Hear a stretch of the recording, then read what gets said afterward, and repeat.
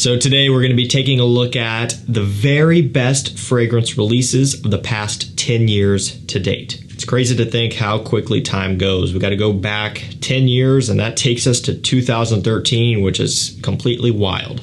And I have to admit, I wasn't into this hobby in 2013 or 14 or 15 or 16. I got started kind of basically in the beginning of 2017. So I was playing catch up, and of course by now I own basically all of the big, huge designer releases of all of these past years, but it wasn't always that way.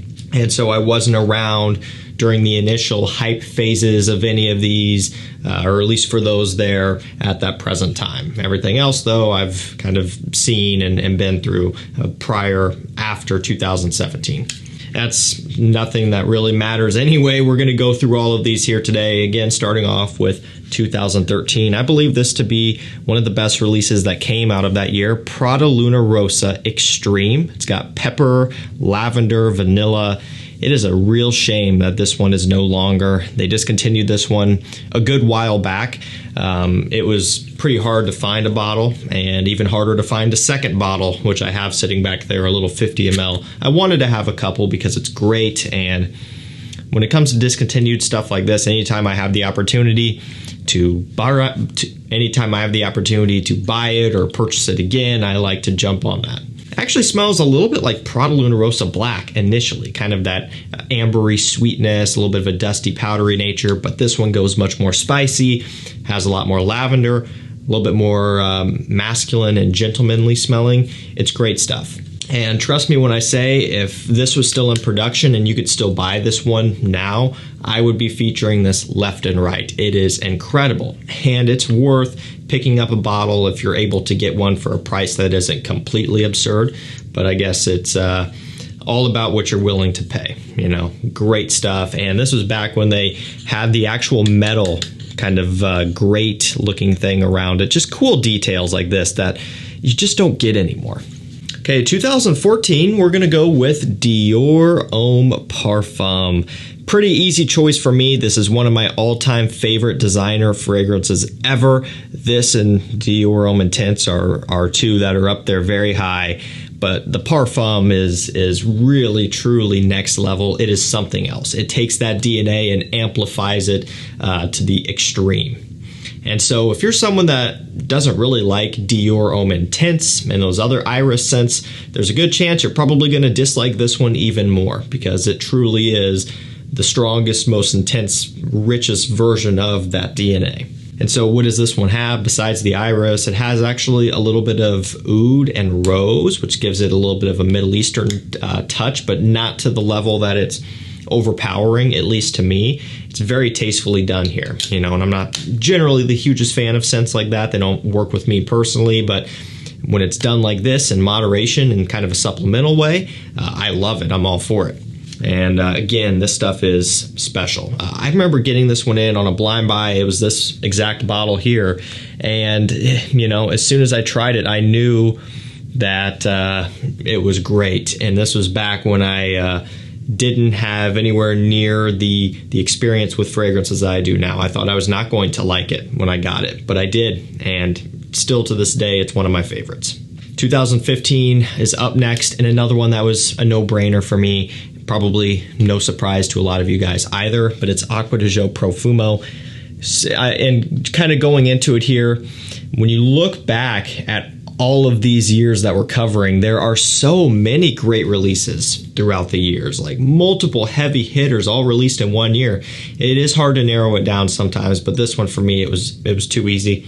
One of my favorite fragrance DNAs ever. Again, it's one that I've been wearing since the very beginning stages of my collecting. Again, you know, I started in 2017. This one was a couple years old at that point, but it was still kind of riding that hype and being talked about all the time. A couple of years later there, it was really kind of at the peak, I believe, around that time.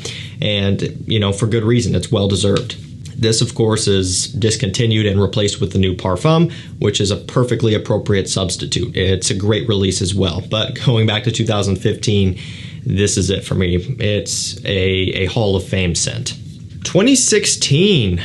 Again, a lot of great releases in 2016, but I think this one stands out the most to me. It was a scent that was kind of like a diamond in the rough, in the sense that a lot of what they were putting out from this brand, and more specifically under this line, didn't really get a ton of respect in the community, but this was one that was very coveted. And even the more hardcore, maybe niche snob or more picky people also gave this one credit, which was pretty cool to see. It's 1 Million PRIVEE by Paco Rabanne.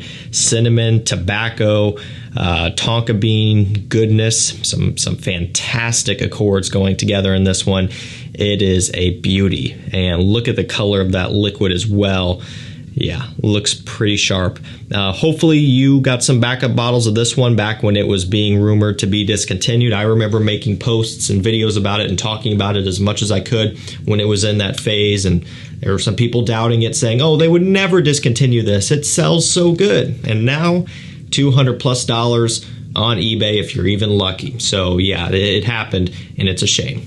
But it smells great. 1 Million PRIVEE. It's easily one of their best out of the entire line. It is perfect for fall. Like this time of year right now when the temperatures are starting to drop, this is perfect. Great stuff. Easily the best of that year. 2017 might surprise you a little bit for this pick. Again, a lot of great releases. Elysium was in this year. Ultimately, I kind of just felt like this one makes the most sense to me. And you guys know how much I love Elysium, but I also really love this scent here. And I think it was the perfect example of a flanker done right. And well, it's Prada L'Homme Intense. So some of you might disagree. Maybe it's a redundant purchase. Maybe you would pick Prada L'Homme as your favorite release of, would have been what, 2016, right? Something like that, 15, 16. And then you would just kind of skip over this one and pick something else for this year, 2017. But for me, I didn't feature Prada L'Homme, so I kind of figured the Intense version would be a better fit because I actually kind of like the Intense version more than the original anyway. And again, a lot of great releases in 17, but this stuff is amazing. It takes that iris DNA and adds some more leather and some stronger, heavier, woodier notes to give it more of a masculine kind of edge, gives it a little bit more sweetness. To me, I find this one to be a lot more interesting and a lot more enjoyable from a wearing experience standpoint. The original is still hard to beat for day-to-day use, but this one in the evening time is perfect as well. So 2018, this choice right here, this pick, is an interesting one because this was the last men's fragrance that this brand, this designer brand, dropped, and they have been silent ever since. And again, I'm talking about none of their exclusives. I'm not talking about their exclusive releases or anything like their more expensive line. I'm talking about the mass market general line for men's fragrances. This was their last one. And again, I'm also not talking any body sprays or anything like that. I think you guys understand what I'm coming from, I'm sure. But it's Chanel, Bleu de Chanel Parfum. Think about that. Let that soak in. I didn't even fully realize that until I said that out loud. 2018 was the last release that we got from Chanel for men mass market. That is weird. It's bizarre. Doesn't make sense. I don't know what they're doing. They better be up to something good. I'm sure the pressure is building with each passing month at this point. But yeah, I think 18, very well deserved here. Bleu de Chanel Parfum. It is my personal favorite pick of the three. This is the one that I wear the most. It's the one that I gravitate towards the most. And I think this is a well-deserved one. It really takes that DNA and just adds that extra little special touch. Great stuff. 2019, we have Armani Code Absolu. So another one that is no longer, and another one that was, we saw it coming. And again, I tried to warn as many people as I could. It's more of a recent discontinuation. I mean, think about it, 2019 release.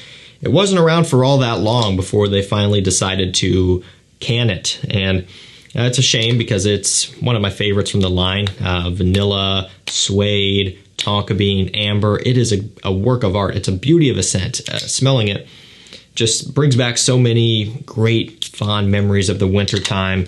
There's just something easygoing and comforting and relaxing about this scent. It really is well done. And again, you know, the line is ever expanding. They got to make room, whatever. They also discontinued Code Profumo. And so they're getting rid of some of their best ones by doing that.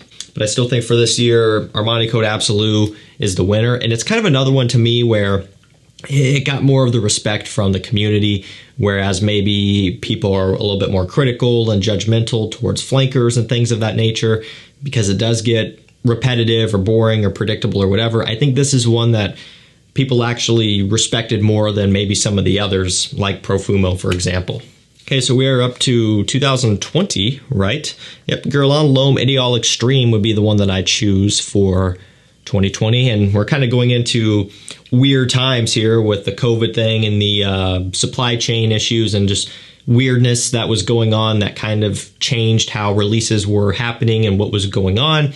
And so still, we got a fantastic work of art out of 2020. Again, a lot of great choices, a lot of great things to choose from, but I think this one really is just something unique. The plum, the almond, the tobacco combination is unlike anything else I've smelled, and for around $100, you're getting a product that is premium, high quality, good performing, and unique. Yeah, technically niche, but designer priced. I mean, you can't go wrong with this.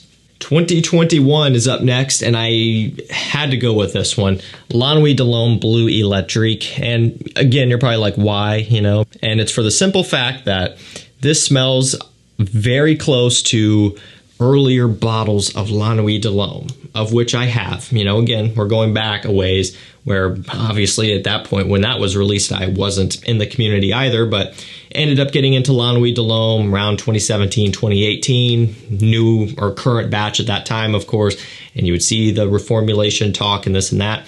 Over time, I would start hunting down some older bottles, some first batch 4-digit OG bottles, and then some first reformulation or second formulation bottles. So when they started the first round of changes, those two, they are pretty substantially different than new bottles today. Richer, fuller, heavier, darker, both in scent, smell, and also even the color of the liquid also. And so you can tell that they've had to do what they've had to do for the IFRA restrictions that are tightening down year after year. So I digress. It's been changed, right? And of course, they can't just go against what they have to do and bring it back to vintage, but they did a really good job of kind of nodding back to that more original La Nuit de l'Homme feeling with BLEU Electrique. There's just, I don't know, kind of a nostalgic feeling about this particular one compared to just regular La Nuit de l'Homme. So they really did a good job of just amping up that cardamom and giving it that richness that was once in La Nuit de l'Homme to a heavier extent. It's kind of a long-winded example to basically say that, yeah, I think 2021 La Nuit de l'Homme BLEU Electrique was the best out of that year. Great stuff. And again, this is one where I was warning so many people, it's already going away. Oh, why would they do that? It hasn't even been a year. And sure enough. Now, this does pop up often. Same with like DIOR Homme Parfum. If you want to have a fighting chance of getting something like this, DHP, Armani Code Absolu, things like that, rare, hard to find stuff, get on my mailing list and texting list at the link and number down below. I'm always on the lookout for stuff like that, and I promise you won't regret it, and you'll be the first to hear about these things restocking, which does happen more often than you think. They just go quick, and if you're not getting notified by me, you miss it. 2022 was also a no-brainer. Of course, I can't quite remember everything off the top of my head just thinking about it. So when I go online and I start sorting pretty quickly, I'm like, oh yeah, that's an easy one. And after I look through everything of 2022, I'm still like, yep, that's the one. And you guys probably expect that as well. Gentleman Eau de Parfum Reserve Privé by Givenchy. So the original, or the EDP, I should say, came out in, I think it was 18, and I love that one as well. Fantastic vanilla heavy version of DIOR Homme Intense, basically. It still has the iris, the black pepper, but a lot more vanilla. And so it's easier to wear. It's a little bit more designer level, a little bit lower barrier to entry in terms of a challenging standpoint. Great stuff and very easy to wear. And it's great, but this is better. It's got whiskey and chestnut in addition to the other notes that I just mentioned, and of course a tonka bean in here. But it simply is kind of a similar scenario to DIOR Homme Intense and DIOR Homme Parfum.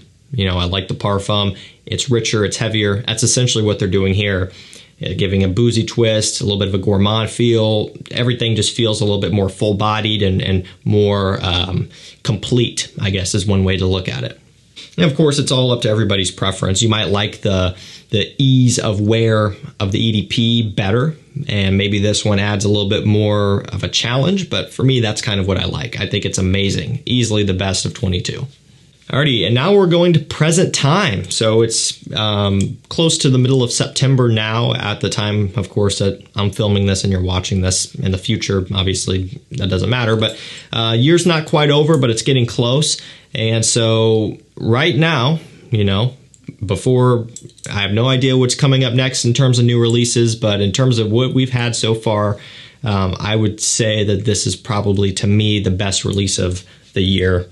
And it is Le Male Elixir. So I'll tell you, you know, they know what they're doing. Ultra Male killed it. Divisive, but still killed it. Le Male Parfum, a lot more well received and respected than Ultra Male, and is a great scent with the addition of a little bit of iris in there, of course some vanilla, the lavender kind of original DNA and all of that stuff, some cardamom, right? Smells great, and they just they did it again here, this time with some tobacco and honey, which is a very common combination, you know, think Naxos and things like that, which has popularized it. But this is still kind of different with their own twist. And it's interesting because when you spray this one and you smell it, you actually get a little bit of Le Male Parfum. You get a little bit of the original Le Male. You know, they're truly still working this DNA. It's still a flanker. They're not going completely away from it. You're still getting those roots, and that's what I think is so cool. And they're still sticking to that. It's pretty neat. But the tobacco and honey gives this one more of a sweetness, more of a sweet depth. Not in a sickly sweet way like Ultra Male, but more in a richer, heavier, kind of semi-syrupy sweetness type of way, kind of from the honey tobacco. Again, you've smelled things like Naxos and things of that like. That kind of gives you that idea of what genre this fits in. And ultimately, I think this has more of a classy delivery than some of the others. Definitely for Ultra Male, that's a no-brainer. I think it's more classy smelling than the original Le Male. And honestly, I would say this one has more of a premium feel than Le Male Parfum. And you can tell that they're kind of, that's what they were going after, at least in my opinion, more of a premium feel and experience, not only from the scent, but also the bottle. This is the best bottle of the line as well. They really put in a lot of detail. You can see the level in between up here. You get a larger pole loop there for what that's worth. It's gold, and you can't mistake that. So they were definitely going for, you know, just something that's more extreme looking here. And it's also a parfum, whereas a lot of the others were EDPs, EDP Intense, and Eau de Toilette. So all around a big step up. This is a fantastic release. Alrighty guys, that's going to do it for me. 10 of the very best releases of the last 10 years. Again, for all the rare ones and discontinued ones and hard to find ones, if you're on my mailing list and texting list, you're not going to have too much of an issue picking those up. Hop on those and you're going to be notified first dibs. And again, you know, DHP has been popping up just about every month throughout the whole summer and even this month. And so again, you know, if you're not getting it, you're just not on my lists, and I notify each time and you'll be able to grab some for yourself. Same with BLEU, ELECTRIQUE, and things like that. Thank you so much for watching. Stay safe, stay healthy. We'll see you tomorrow with another one. Take care.